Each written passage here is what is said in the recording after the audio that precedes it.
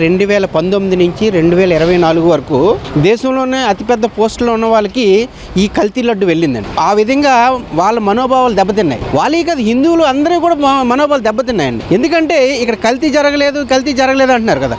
Government ఇచ్చింది కదా క్లియర్గా.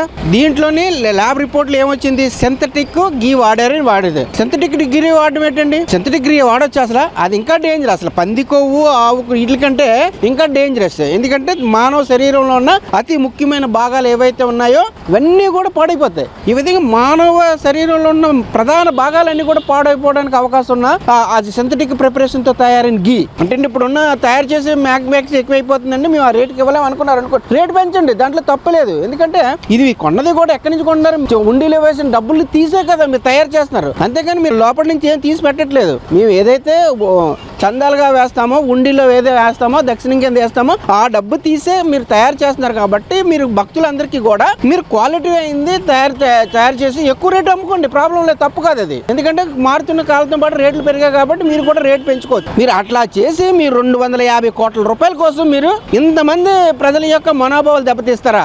అది చట్టరీత్యా నేరం కదా. మళ్ళీ ఈ రోజు చాలా కొంతమంది లీడర్స్ ఏంటంటున్నారంటే మేము పందుకో వాడలేదు కదా, సిట్ చెప్పింది కదా. అవి వాడకపోతే దానికంటే భయంకరం వాడారు కదా. మీరు కెమికల్స్ వాడారు. కెమికల్స్ వల్ల ఆర్గాన్స్ అన్ని పాడైపోతాయి. అది ప్రధాన నేరం. కాబట్టి వీళ్ళు తక్షణమే దీన్ని ఎవరైతే ఈ స్కామ్ లో ఆల్రెడీ 36 మందిని దగ్గర అందరినీ ఎక్యూజ్డ్ గా ఉన్నారు, వాళ్ళందరినీ తక్షణం నానబేలు వారెంట్స్ పెట్టి వాళ్ళని అరెస్ట్ చేయాలని చెప్పి మేము డిమాండ్ చేస్తున్నాం. ఫస్ట్ ఇన్ని వేల సంవత్సరాల నుంచి ఉన్న దేవుడి తాలూకా పరువు ఒక 5 సంవత్సరాల్లో మీరు తీసేసాడు అండి. అది ఎంత అపవిత్రం అండి, అలాగే ఎంత అన్యాయం. అది ప్రజల మనోభావాలు దెబ్బతీయడానికి మీకు ఓట్లేసి గెలిపించింది.